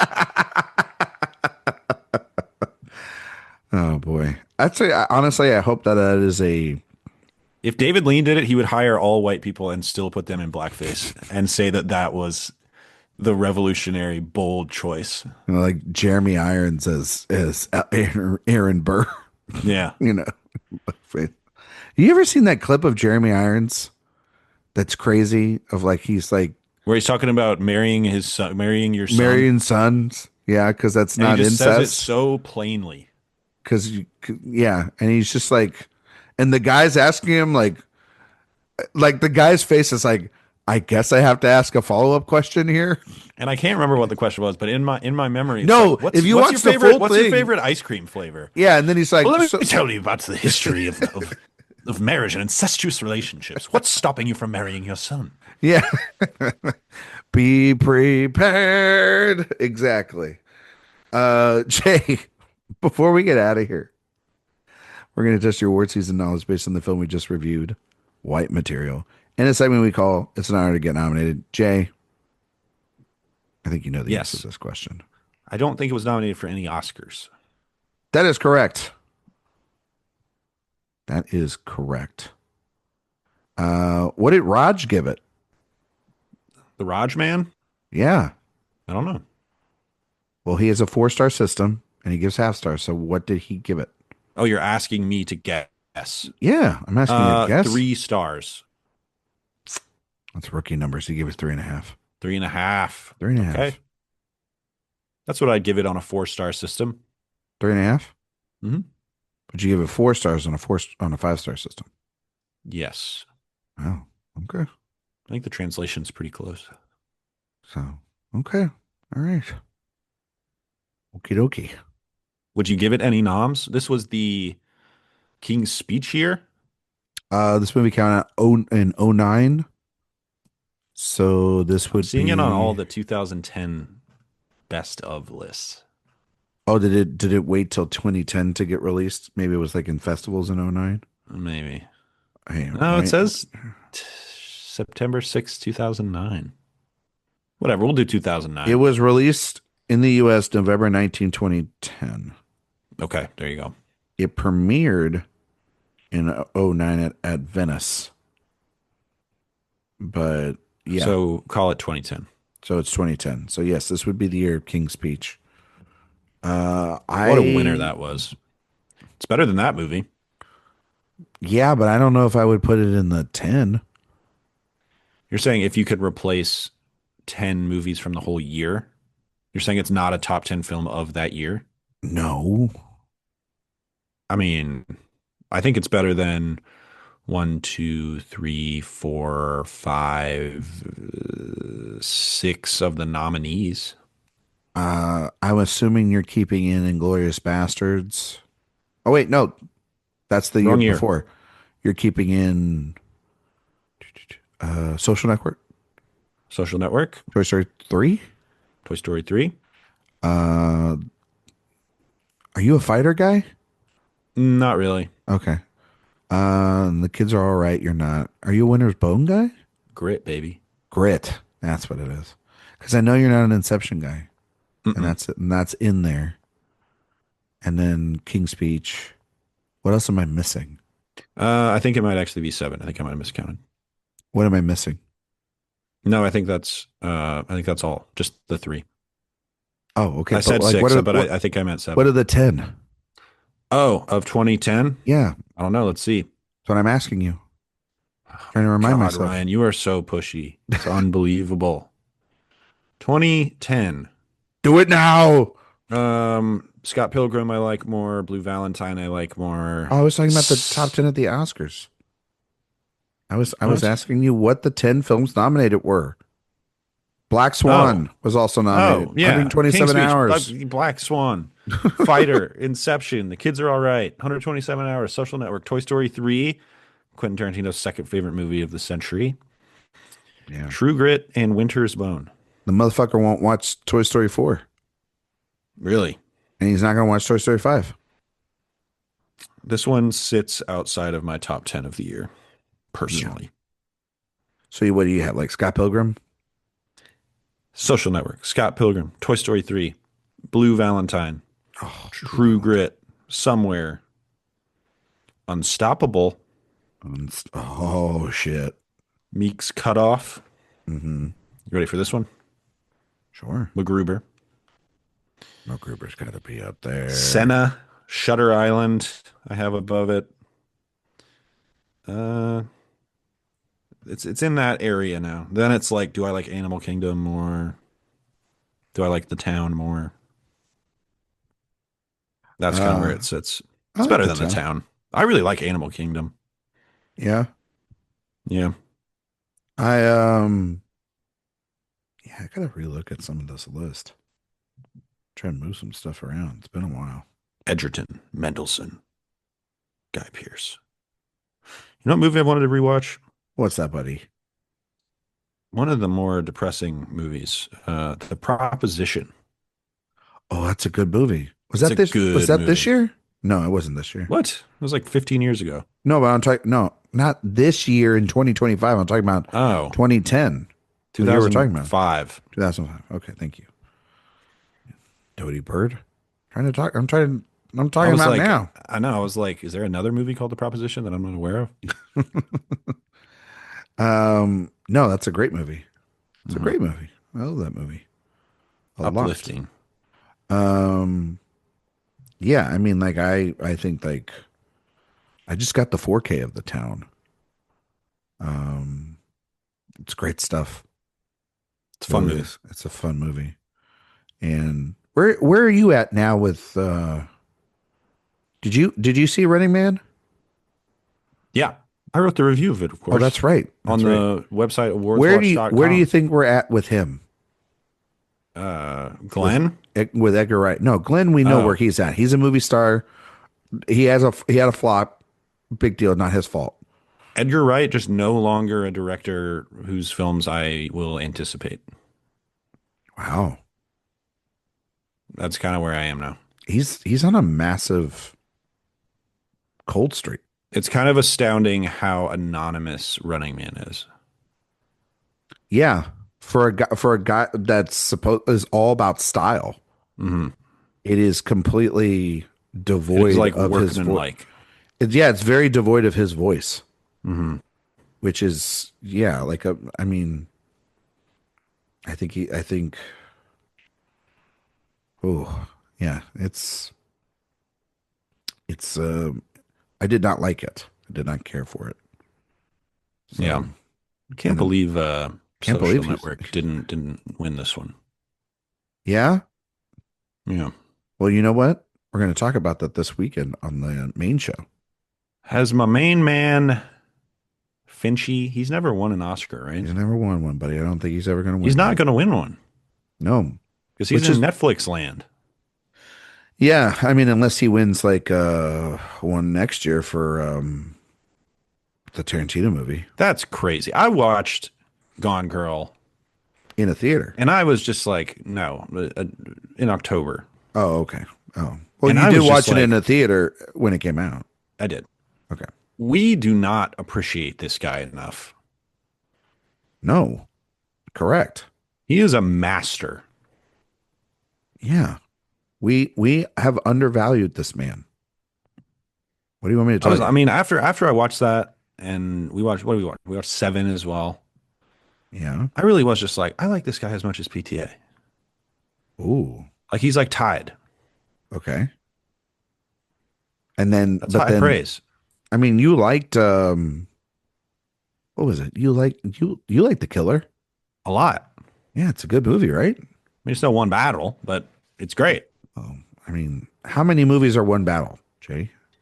Like 6 of PTA's. So like one battle is like six for you? Yeah. That's high Isn't that praise. crazy? Yeah, but that's high praise. I know. It's 5 stars movie of the decade, I called it. Yeah. Where I would, think it's like his fifth or sixth best movie. and yet it's like the whatever for the best of the decade, right? One. You think it's the best? Oh, you think it's the best of the decade? Yeah. What's your Yeah. favorite PTA? There Will Be Blood? Yeah. Do you like There Will Be Blood more than any David Fincher movie? Ooh, oh, fuck. Do I like There'll Be Blood more than any David Fincher movies? That What's was your the favorite question. Fincher movie? Zodiac? Zodiac. What do you like more? There Will Be Blood or Zodiac? There Will Be Blood. Okay. But What's your they second also came out favorite? in the What's your same year. second favorite PTA movie? Phantom Thread. What do you like more, Zodiac or Phantom Thread? I like Phantom Thread more. What's your third favorite PTA movie? One battle after another. You like Zodiac or One Battle? I like Zodiac more than one battle after another. Okay. All right. Okay.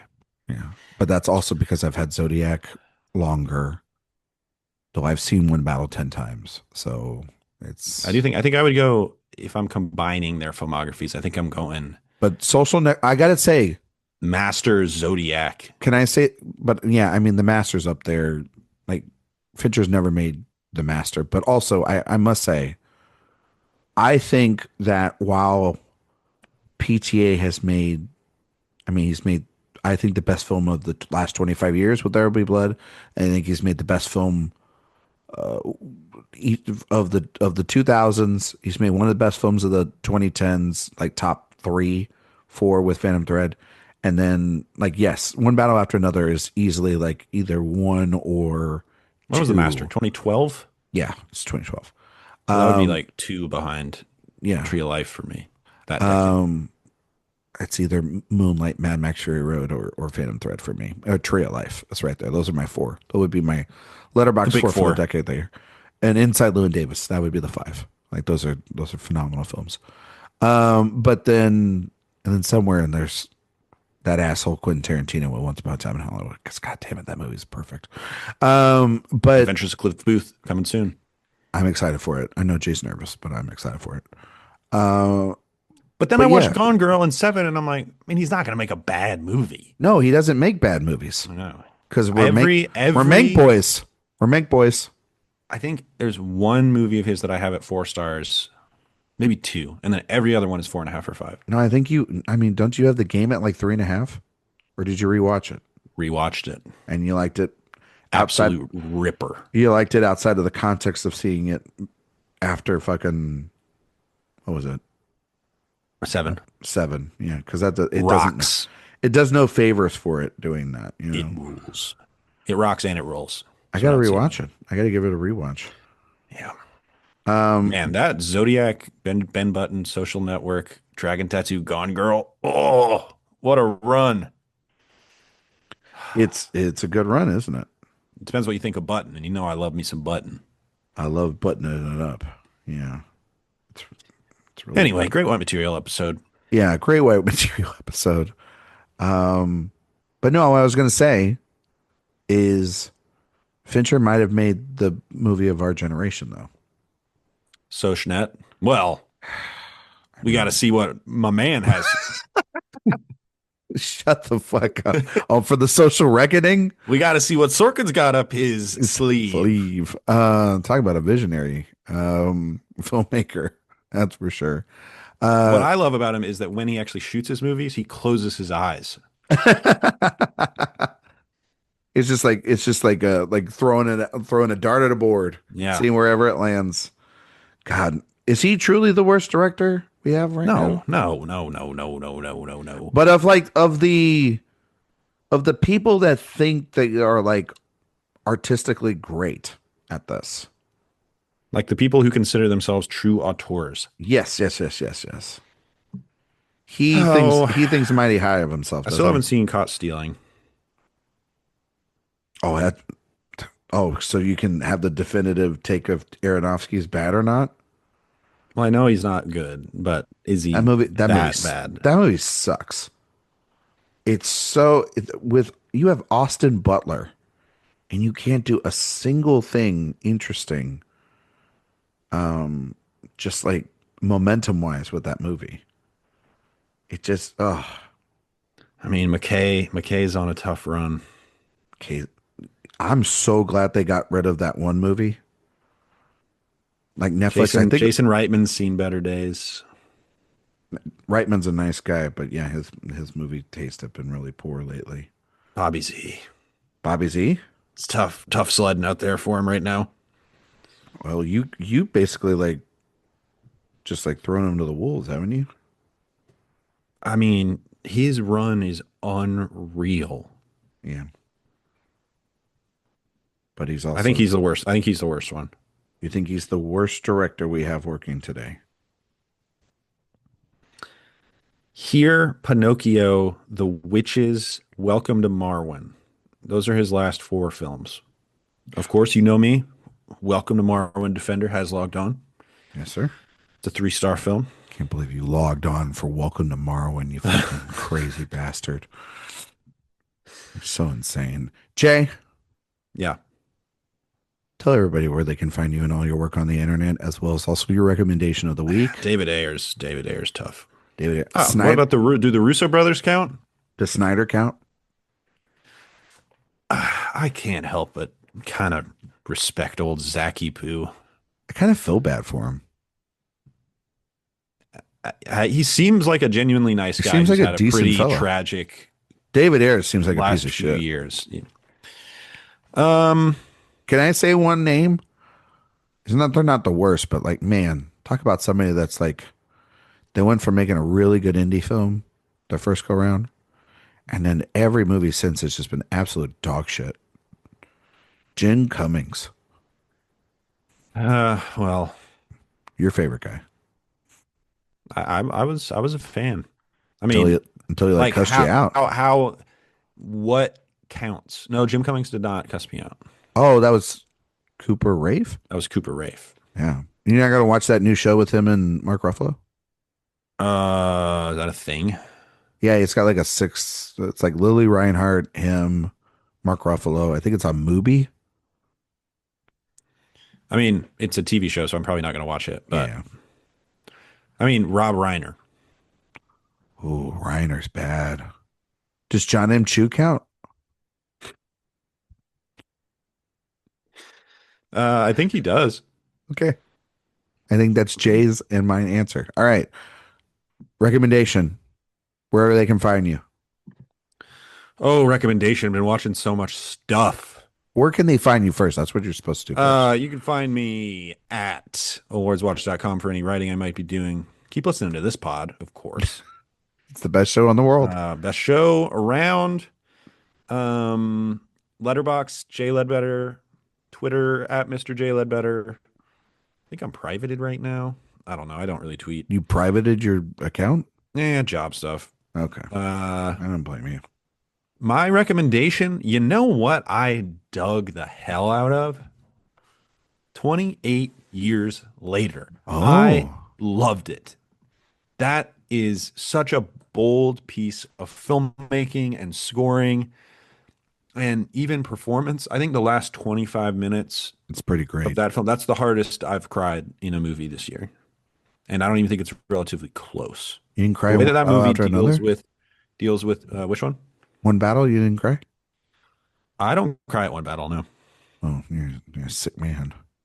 Mm. I thought you would cry when Alice mentioned the banana pancakes that you eat all the time. Nope. 28 years later, a film that deals with death in ways that are I've never seen anything like it, honestly. Oh, I all the think it Jodie is- Comer stuff. It might be my favorite Danny Boyle movie. Oh, it's up there. It's right up there. I mean, I'm not I'm not a in the Boyle Boyle guy. hive. I'm not but, boiling that pot. You know what I mean? There's plenty of movies that I do like, but I like not Millions. one of my favorites. I like Millions. Have you ever seen Millions is good, but there's, I mean, it's so interesting when these guys start getting more experimental as they get older, and he's absolutely doing that. He is almost, what I'm doing my math here. He's almost 70.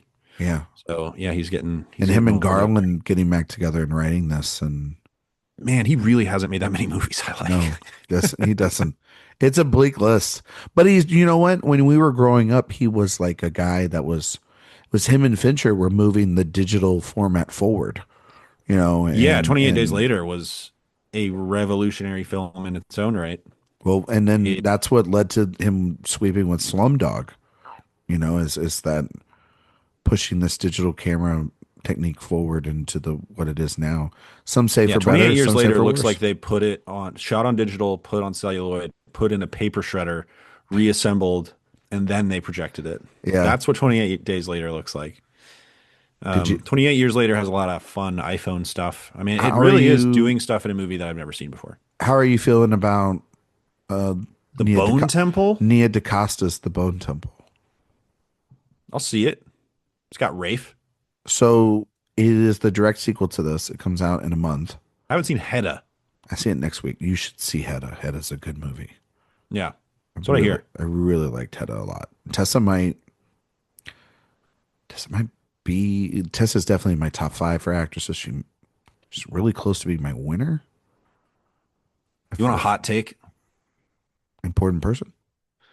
Oh, well, yeah. I mean, that's not a hot take. That's not a My hot hot take is T2 Train Spotting is better than Train Spotting. take. Okay, I'll take your word at it. I've never seen T2. I've seen every Trainspotting. Daniel Boyle movie. Well, that's not something to brag about, Have Jay. you seen Trance? That movie is psychotic. Have I seen Trance? Yes, I've seen Trance. I don't like Trance. But no, What do I give that one? I think it's Ooh, I two think it's stars. I think it's really fascinating. They're giving DaCosta this film. She's coming off Hedda. This movie will probably make a decent chunk of change because there's nothing coming out in January. And then if this movie does well, we get the third one with Garland and Boyle, and Cillian Murphy comes back. So I didn't know that. yeah, 28 centuries later, something like that. he's a clone. Well, he's just Oppenheimer from the past. Mm. Yeah. Yeah, 28 years later, I really, really enjoyed. I like it. I didn't love it. Yeah, you like it okay. I respect the shit out of it. Um, It's going for it, man. I'd And like a lot the of it. ending is one of the boldest That last 20 minutes really things just I've no, I'm talking really about the very, very end where it turns into Power Rangers.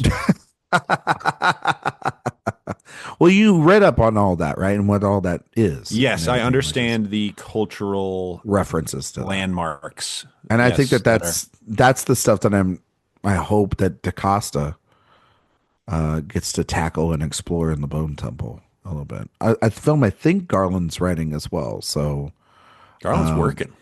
he is, man. That guy was moving and shaking. For a guy that says, I don't want to make any movies anymore.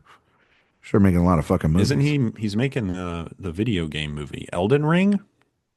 Elder Scrolls, you mean? No, No? Elden Ring. I think. Elder Ring? I don't remember what that fucking thing is called. I don't play video games. But yeah, go see 28 years or 28 years later. Elden Ring. Elden Ring, thank you. It is available streaming wherever you can find it and on VOD. And you can buy it on physical media. It's on Netflix. It's on Netflix. Okay, well then there you go. It's on the flicks. You can find me on Twitter, Instagram, Letterboxd, Blue Sky, at Ryan McQuade 77. You can find out my work here at awardswatch.com.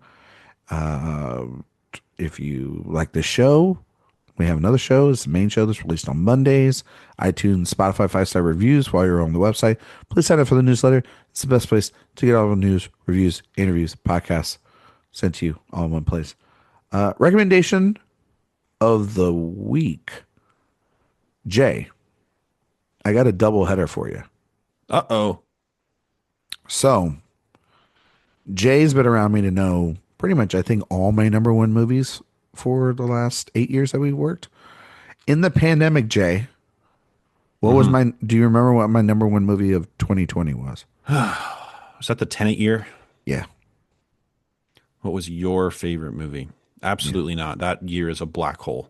It is a black hole, but the thing that kind of lifted us or made us want to dance out of that black hole. Oh, Yeah, Davy Byrne, American Was Utopia. was David Byrne's American Utopia, directed by Spike Lee. It is Hmm. officially now a member of the Criterion Collection. Yeah, Something that I've told Jay for years that I wanted to happen, and it did happen. But it came at a great time because I recently saw David Byrne in concert. And that is what I would like to very recommend cool. is that if this man is coming, He is in my city right now. you should have seen him, because the concert was extraordinary. I mean, it's essentially a new, different construction of He's doing it what 28 years later. He's changing the form. He's changing the game. he really is. So if American Utopia is about a pre-pandemic world that we're reckoning with, right? In our sort of state of where Burns at, then his new stage from his new album that was released this past year, and I want to get the title of the album right. It was "Who Is the Sky" is the album. This is him reckoning with us during and post the pandemic, and using his songs from the past and the new songs now to talk about a lot of things. And Jay, the man just knows how to do. He delivers it. It's fantastic. The whole concert. He's a genius. He's a genius. It's all emotion, as we've seen before in American Utopia, but it's a little meaner, and it's a little bit more urgent than even that piece was. So it's elegant. It's incredible. He did Psycho Killer, and kind of blew my mind. He got married like 3 months ago. Yeah, the man is killing it, and so yeah, David Byrne, go see him in concert A if he's near hedge you. fund manager. And well, there you go. You got to get money somehow these days. But also go buy if you can American Utopia. It's on 4K from the Criterion Collection. Spike was in his bag that year. He had that and Defy Bloods. He was killing it.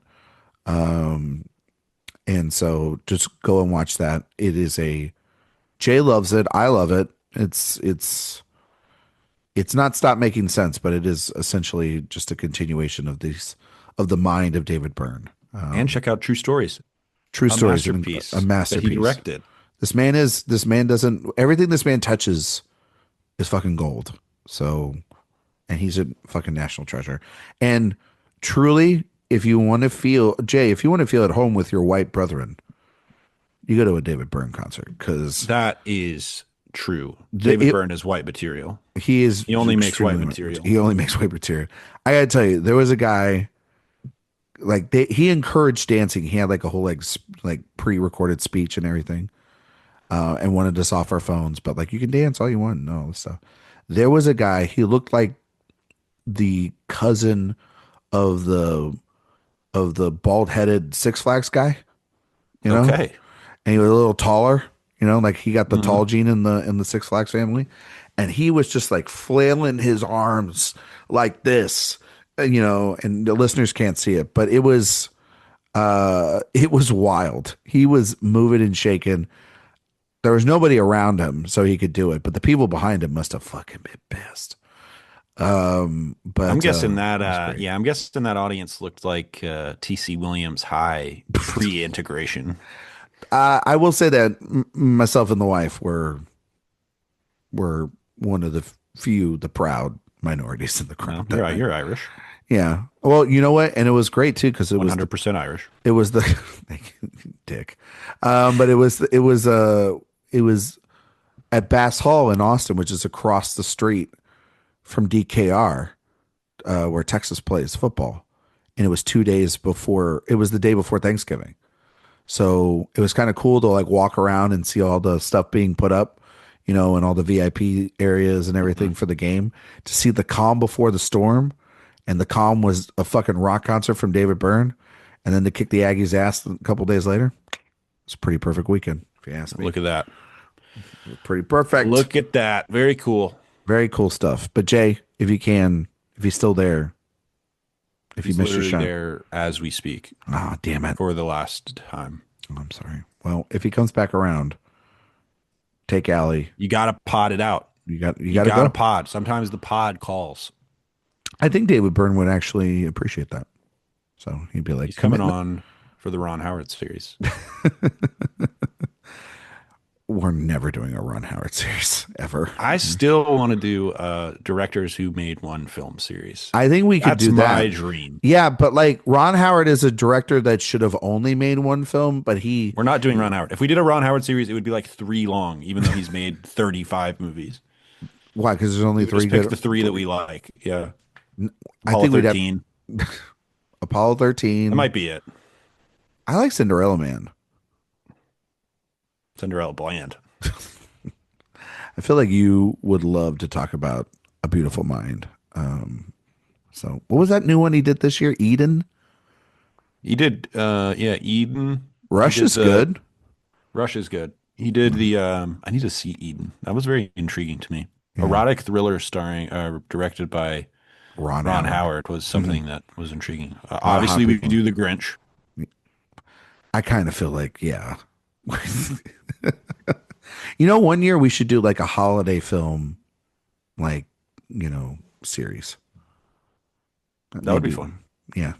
Good and bad movies. So, um, He has a lot. Like I like Parenthood, Parenthood's good. He's got some good stuff in there. and then he's got just like Crap. kind of programmer. He's got all the Backdraft, he's got all the Langdon films, Ooh, we got to cover those. the Da Vinci Code movies.